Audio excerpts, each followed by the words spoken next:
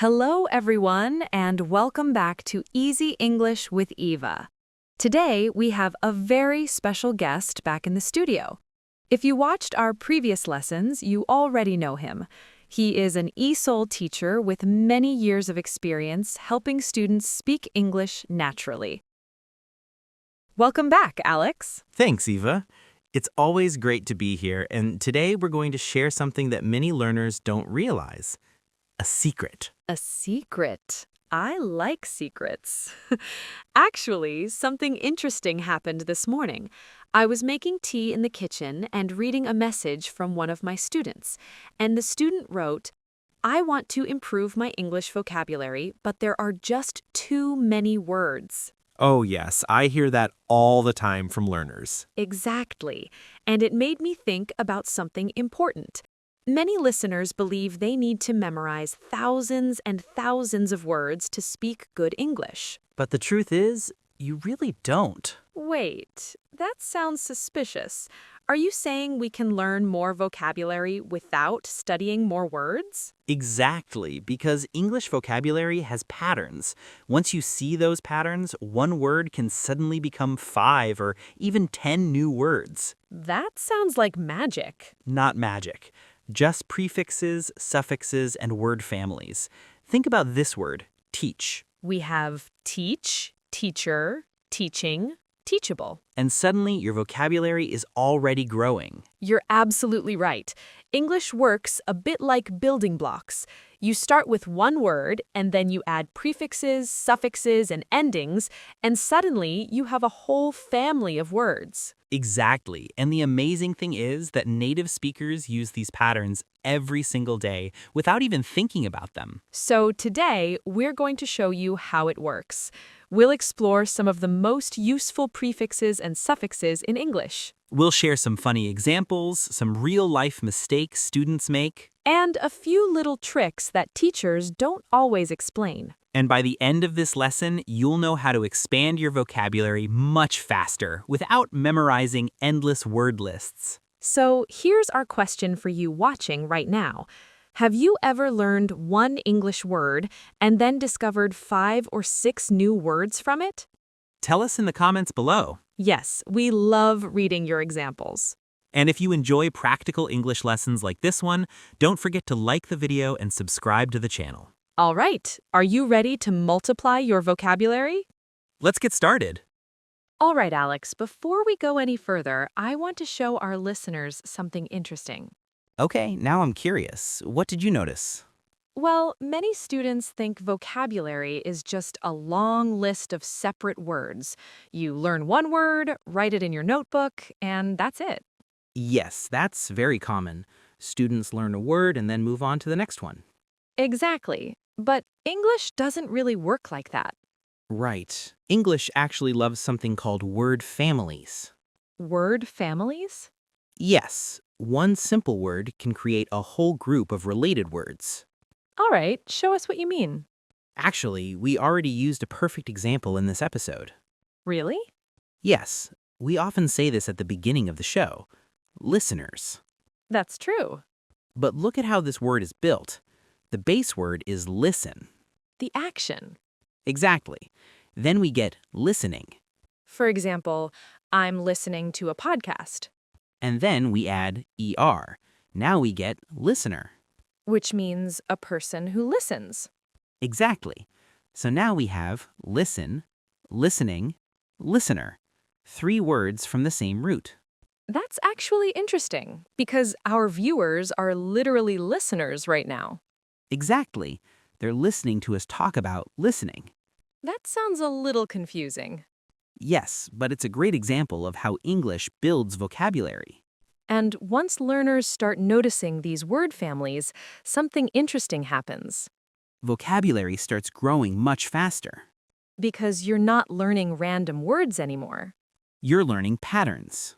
And the funny thing is, most learners already know these words. They just don't realize they're connected. It's like meeting several people at a party and later discovering they're all from the same family. Exactly. And once you see the pattern, you start noticing it everywhere. So today, we're going to explore how English builds these word families. We'll look at endings, prefixes, and some small tricks that can multiply your vocabulary. And the best part? Most of these patterns are already in your brain. You just haven't noticed them yet. All right, everyone watching, let's start discovering some word families together. Let's imagine a small situation. Okay. Imagine we walk into a little cafe in the morning. You know, the kind of place with the smell of coffee, people working on laptops, someone quietly reading a book. Yes, and probably someone waiting in line for their second coffee already. Exactly. Now imagine we look at the wall near the counter and we see a small sign. It says, "Help Wanted." Ah, yes, a classic sign. For anyone learning English, that sign might be confusing at first. Because the word help usually means assisting someone. Exactly. But in this situation, the cafe is looking for a helper, someone to work there. Right, and this is a perfect example of how one word can grow into a whole family. Let's start with the base word, help. To help someone means to assist them. Now we add ER, helper. A helper is a person who helps. Very logical. Now let's try another ending, helpful. Helpful means something that gives help or support. For example, this guide was very helpful.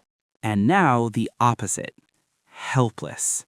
Helpless means someone who cannot help themselves, like when your computer crashes and you just stare at the screen. Yes, suddenly you feel completely helpless. Or when your Wi-Fi stops working. That's a real modern tragedy. But here's something interesting. Learners often know all these words separately. Help, helpful, helper, helpless, but they don't always realize they all come from the same root word. Exactly. Once you start noticing these patterns, vocabulary becomes much easier to remember because you're not learning random words anymore. You're learning families. All right, everyone watching, here's a quick challenge for you. Look at this word, use.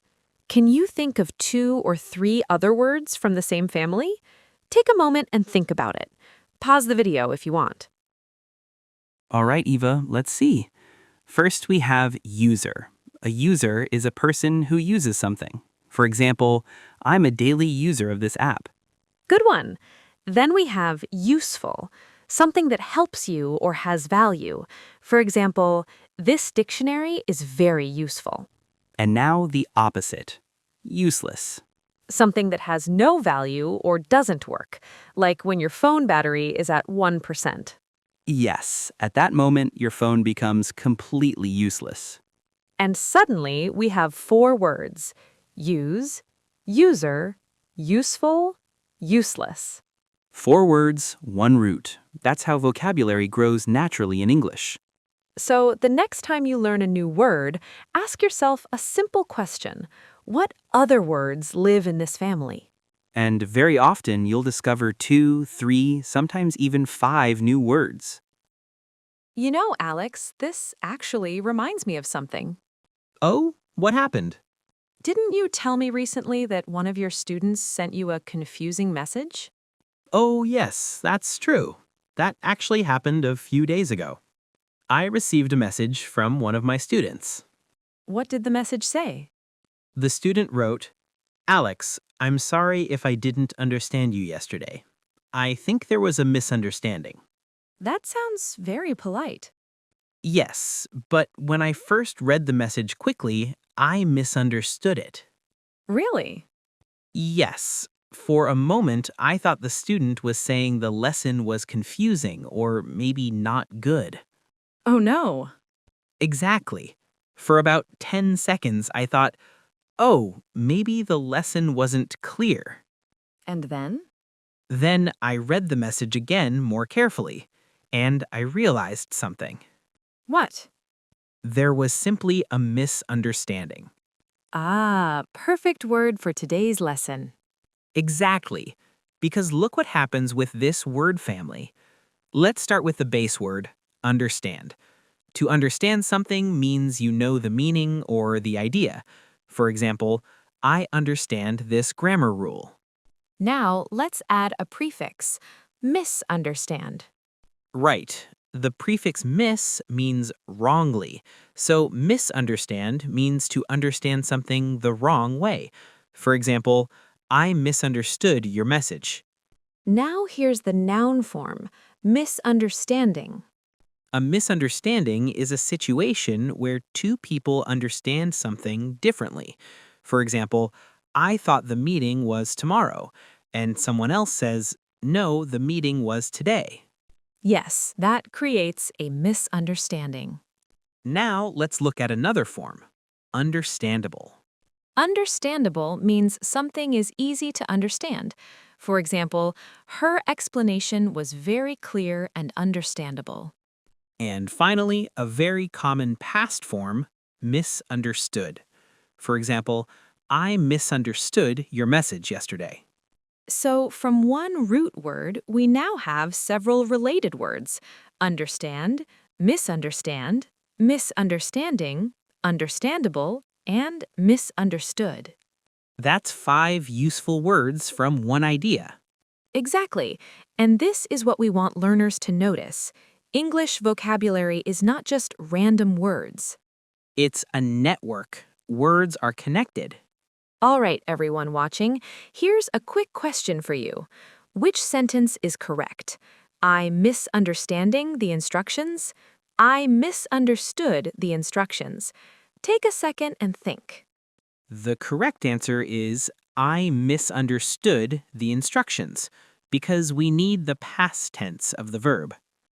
Actually, that prefix miss is very interesting. Yes, it is. Because once you understand this prefix, you start noticing it everywhere. Right, because miss usually means something happened the wrong way. Exactly. Let's look at a few examples. Spell, misspell. If you misspell a word, you write it incorrectly. Like when someone writes definitely instead of definitely. Oh yes, that word has destroyed many students' confidence. Another example, hear, mishear. This happens a lot in songs. Yes, sometimes people sing the wrong lyrics for years. Exactly, they mishear the words. For example, many people thought the song said, "Hold me closer, Tony Danza." Instead of Hold Me Closer, Tiny Dancer. That's amazing! But this is how language works. Sometimes we misunderstand. Sometimes we mishear. Sometimes we misspell. And that's completely normal. Quick question. Which sentence sounds correct? I misspelled the word, or I misspelled the word. Take a second. The correct spelling is misspelled. 2 S letters.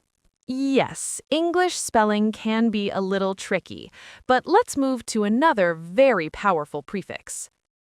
What about the prefix re? Ah, yes. One of the most useful prefixes in English because re means again. Exactly. Look at these examples. Write becomes rewrite.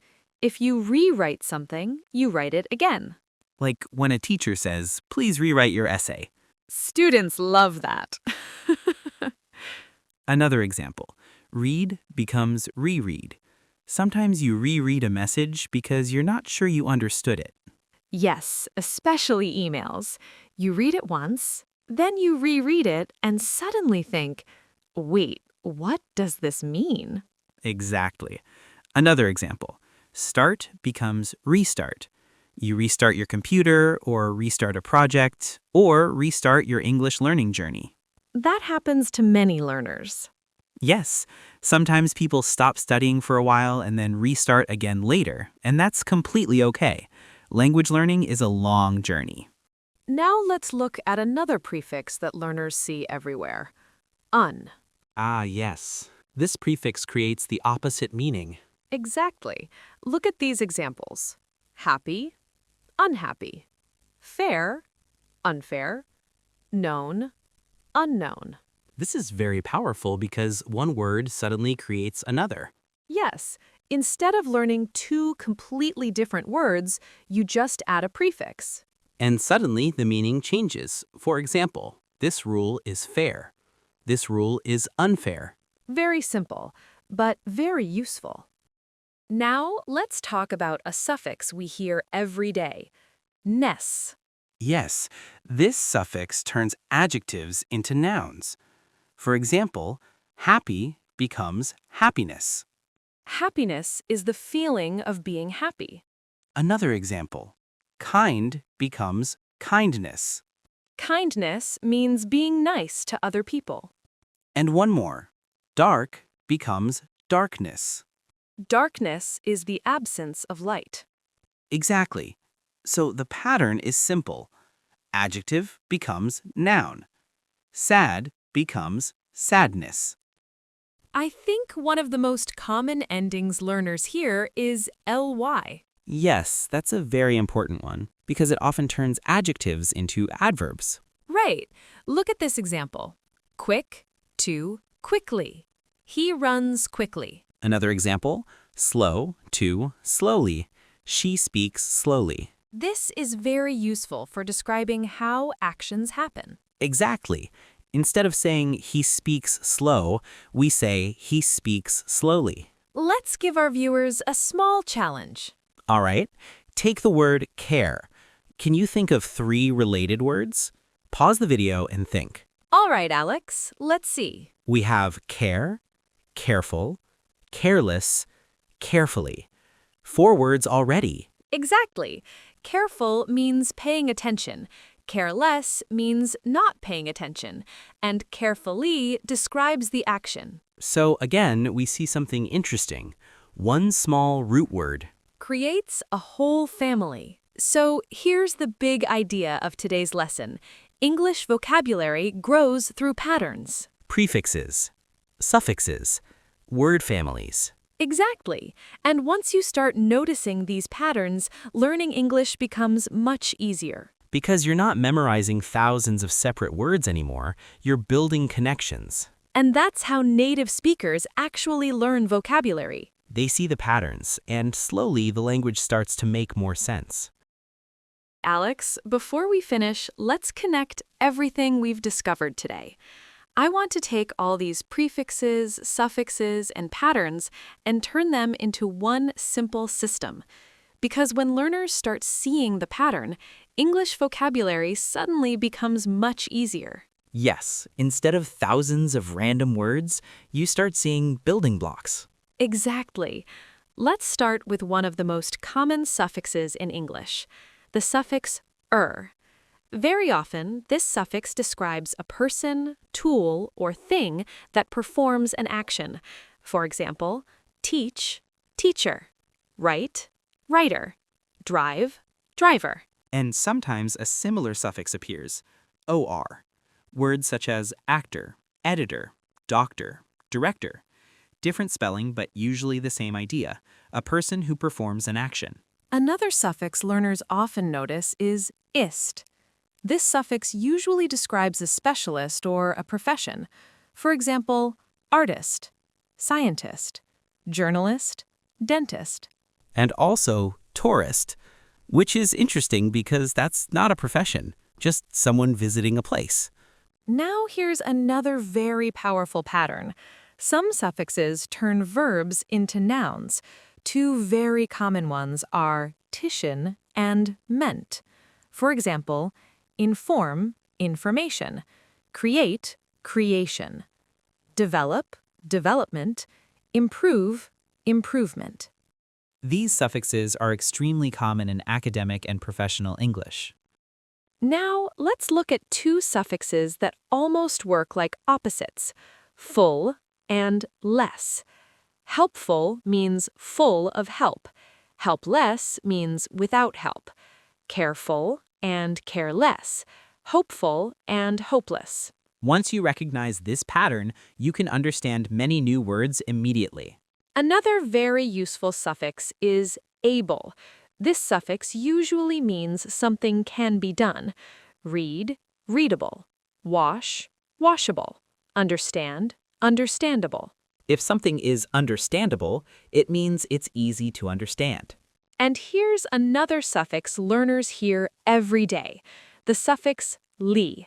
This suffix often turns adjectives into adverbs. Quick, quickly. Slow, slowly. It describes how an action happens. Instead of saying he speaks slow, we say he speaks slowly. But be careful. Some words ending in li are actually adjectives. For example, friendly, lovely, lonely. Now let's add something different. Prefixes. Small pieces that appear before a word and change its meaning. For example, the prefix re. Which means again. Rewrite, restart, reread.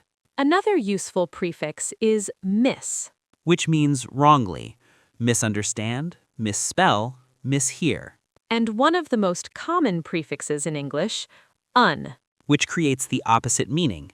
Happy, unhappy, fair, unfair, known, unknown. Now, when you look at all these patterns together, something interesting appears. English vocabulary isn't random. It's built like a system of pieces that connect.